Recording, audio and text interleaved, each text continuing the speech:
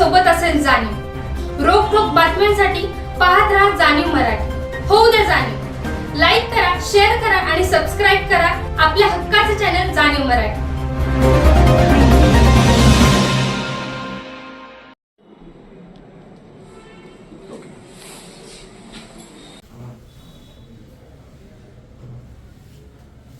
येथील सर्व electronic media, digital media, print media सगळ्यांनी मिळून आम्ही आज पोलीस अधीक्षकांना निवेदन देण्यासाठी इथं आलो होतो। कडू मॅडमना हे निवेदन देण्यात आलेलं आहे। आमचे ते दोन पत्रकार आहेत, तुषार तपासे आणि ओंकार कदम यांच्या विरोधात काही सामाजिक संघटनेच्या एका कार्यकर्त्यांना आंदोलन चालू केलेलं आहे। वैयक्तिक जीवनामध्ये आमच्या पत्रकारांनी काय करावं याच्या विरोधात जर कोण आंदोलन करत असेल तर याचा पहिल्यांदा मी निषेध करतो। कारण आमच्या वैयक्तिक जीवनामध्ये आम्ही व्यवसाय कसे चालवायचे किंवा कुठले व्यवसाय करायचे, आम्ही काय बेकायदेशीर कोणते व्यवसाय करत नाही, पण जे काही व्यवसाय करतो त्या व्यवसायाला जर आम्हाला चालना द्यायची असेल तर आम्ही जे करत असेल या व्यवसायाविरोधात जर आमच्या जर कोण उठला असेल तर त्याला सातारचे पत्रकार सडन तीव्र निषेध करून त्याचा जाहीर धिक्कार करतील आणि यापुढं अशा पद्धतीनं आमच्या ज्या काही पत्रकारांच्या विरोधात कोण आंदोलन चुकीचं करत असेल तर ते खपवून घेतलं जाणार नाही, त्याला जशाच तसं उत्तर दिलं जाईल।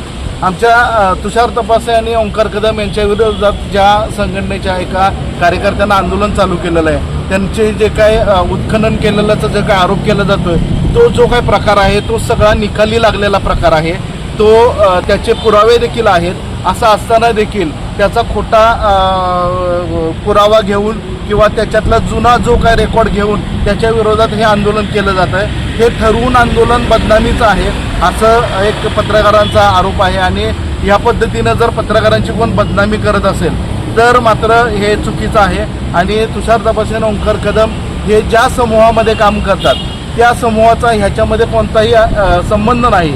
वैयक्तिक जीवनामध्ये काम करत असताना त्यांनी एक व्यवसाय उभा राहावा किंवा पत्रकारितेला जोडधंदा असावा म्हणून त्यांचा हा जो काही व्यवसाय आहे ते वाढवत आहेत। आणि अशा विरोधात जर कोण विरोधात उभं राहत असेल हा कायदेशीर व्यवसाय ते करतायत, त्यांनी याचे सगळे पुरावे किंवा त्याचे जे काय नियमावली आहे किंवा जे परमिशन घेणं आहे ते घेतलेलं आहे।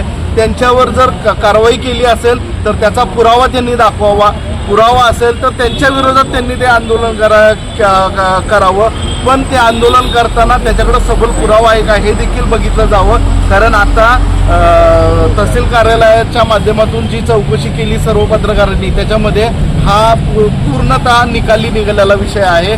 त्यांना याच्यामध्ये जे काही तहसीलदारांचं म्हणणं आहे ते मांडलं गेलेलं आहे। मात्र असं असताना देखील ह्या दोन पत्रकारांची बेकायदेशीररित्या बदनामी सुरू आहे आणि ही बदनामी यापुढं आम्ही साताऱ्यातील पत्रकार खपवून घेणार नाही। आणि जर असं कोण करत असेल तर त्याला सातारचे पत्रकार जशाच तसं उत्तर देतील।